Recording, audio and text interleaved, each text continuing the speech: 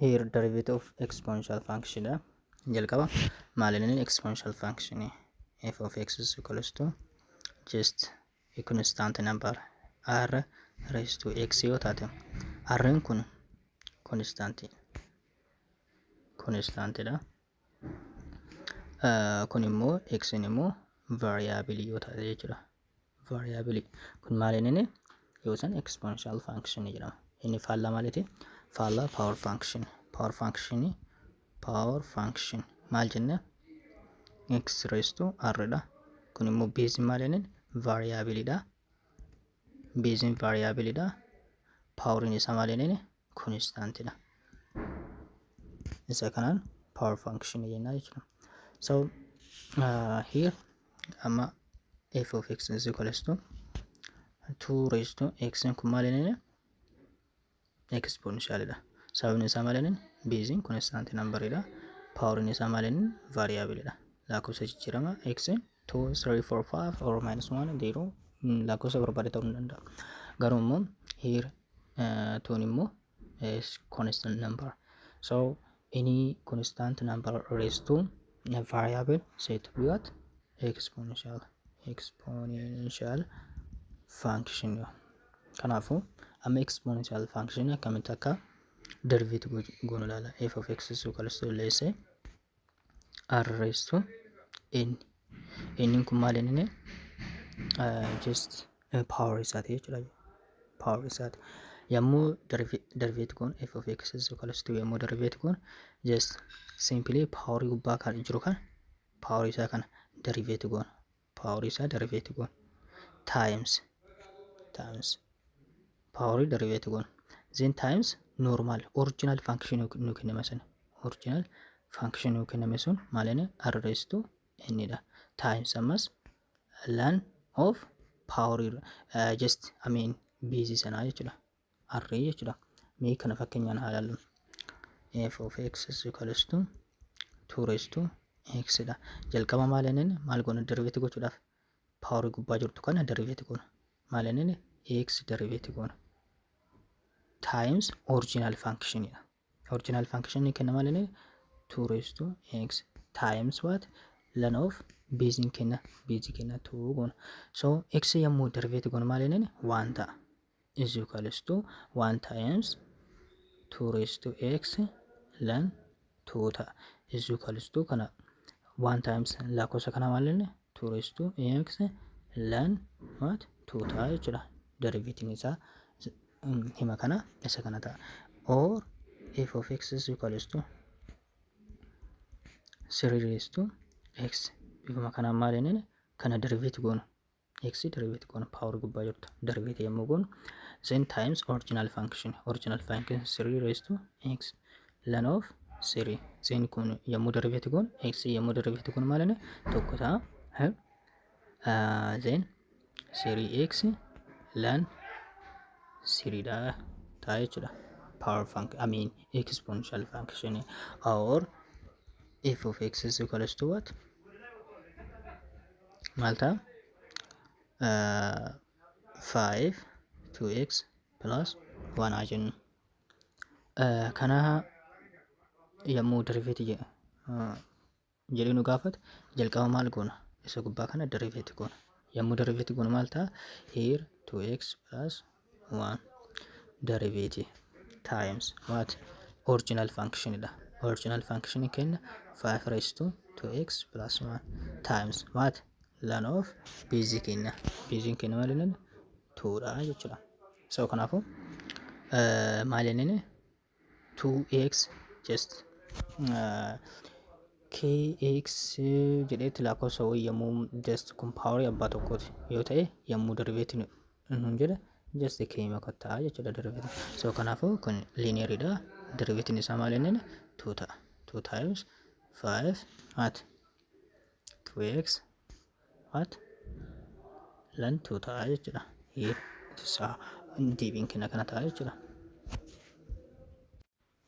here example wan jiran kanneen just example garagaraatu jira over here just here at f of x is equals to what 4 raised to x dha. Kanammoo yommuu derivative kun x derivative gona x derivative times original function 4 raised to x then times ln of 4 kun maal ta'a x derivative kun 1 ta'a inni kun simply 1 times hima kana jechuun 4 raised to x ln 4 ta'a jechuudha.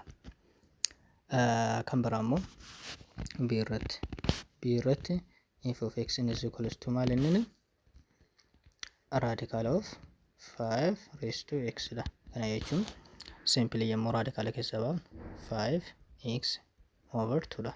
Kana immoo derivative yommuu goonu we know that this function is what exponential function. Exponential function eega ta'e maal inni power gubbaa jirtu kana maal inni isa kana derivative goona yommuu derivative x over 2 derivative what times original function x over 2 times what ln of what 5 dha.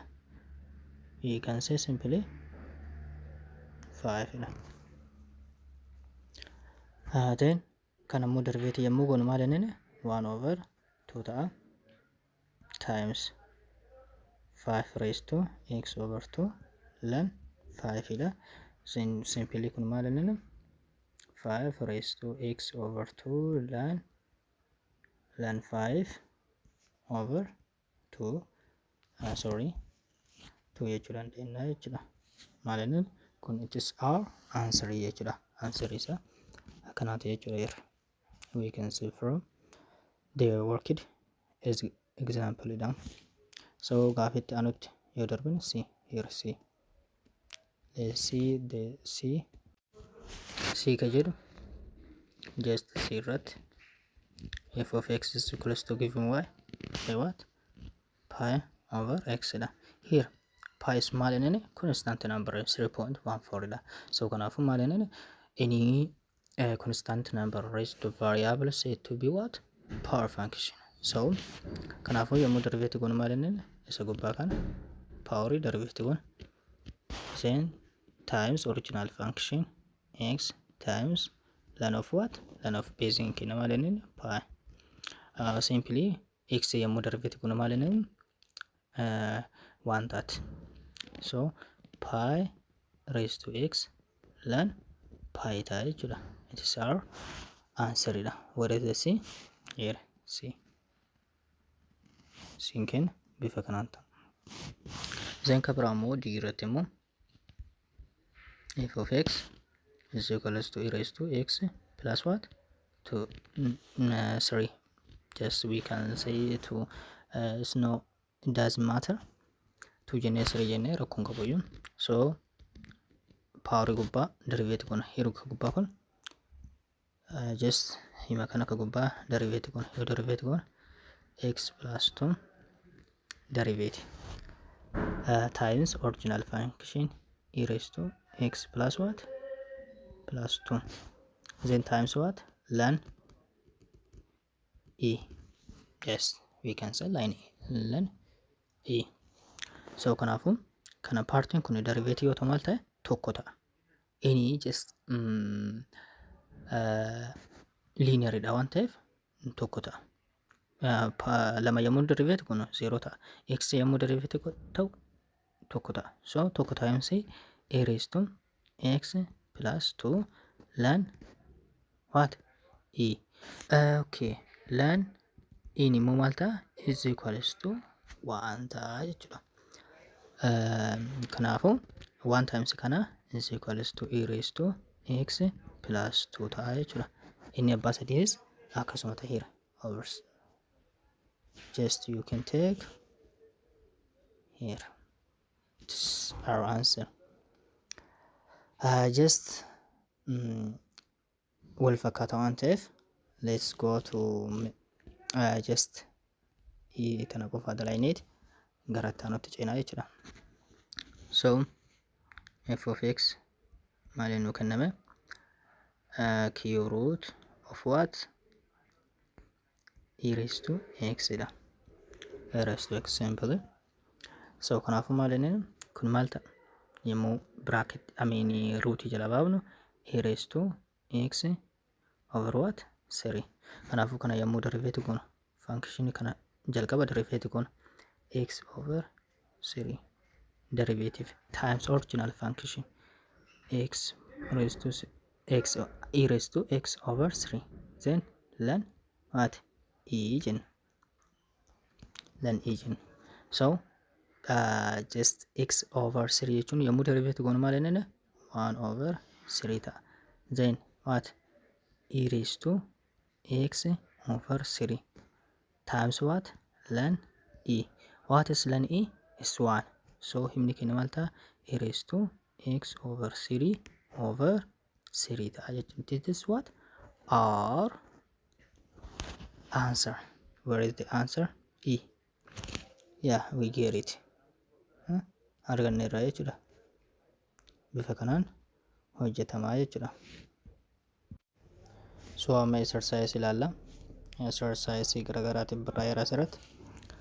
Just f of x is equals to what? 3 raised to x dha.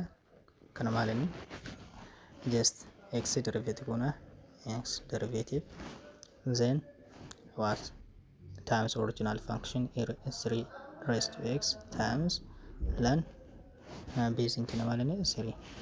So kanaafuu kun maal ta'a? X yommuu derivative goonu tokko times lakkoofsa kana 3 raised to x ln 3 ta'a jechuudha.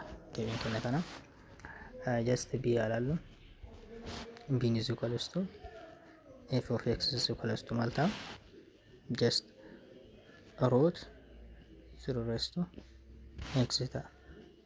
Kana jechuun sorry 0 raised to x over 2 ta'a. Then kana yommuu derivative goonu inni jalqaba maal inni? X over 2 derivative goonu. Derivative times original function x 3 raised to x over 2 at ln 3. So kana yommuu derivative goonu 1 over 2 ta'a. 1 over 2 times lakkoofsa kana maal ta'a? 3 raised to x over 2 ln 3 over what? 2 ta'a jechuudha. Deebiin isaa kana. Then f of x is equals to what? 49 raised to x. Maal ta'a? Simply just formula kana waan jiru maal inni? 49 at x ln 49 ta'a jechuudha. I just kan biraammoo maal inni? F of x is equals to given by what? Pi plus x raised to 1 raised to x dha. So kuni lamaan iyyuu constant number dha. Constant number raised to what? Raised to a variable. So kun maal ta'a? Power gubbaa yommuu derivative goonu x in tokkuma ta'a.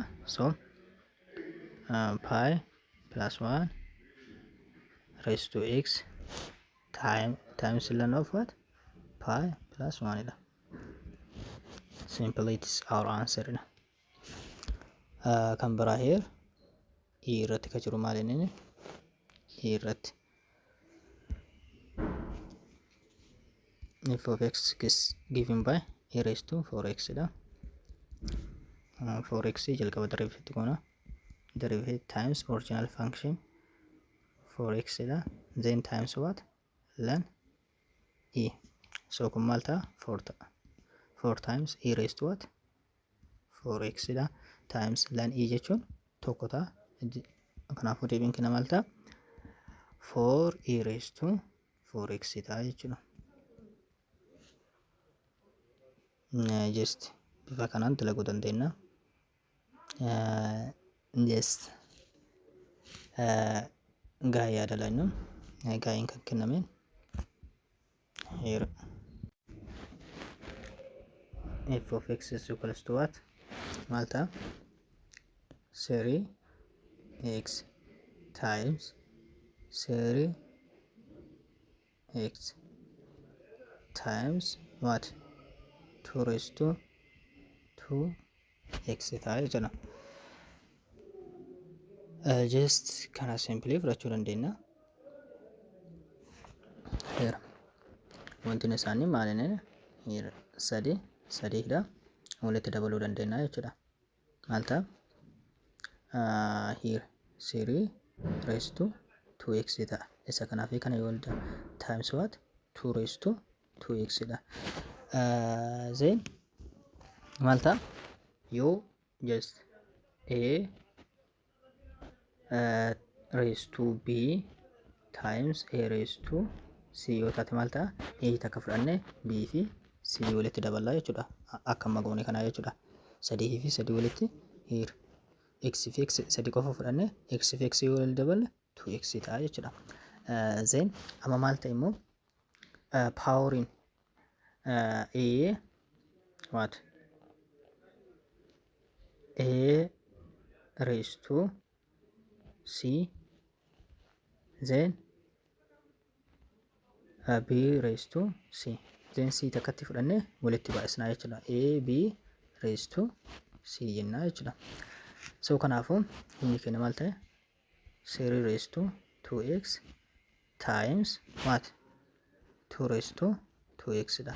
So 2x power tokkoon fudhannaa jechuudha. So kanaafuu 3 times 2 raised to what 2 raised to 2x dha. So kanaafuu maal ta'a 6 raised to 2x ta'a jechuudha. So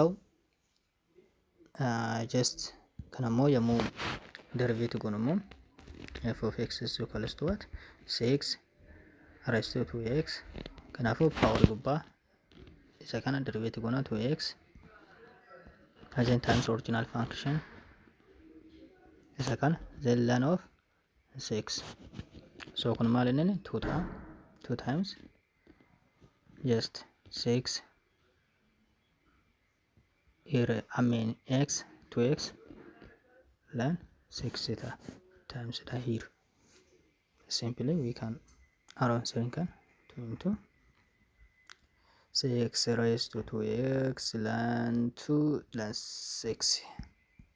This answer. Kanaafan immoo logarithm na function waan ta'eef logarithm function innis seera mataa fi qaba xumurreerra.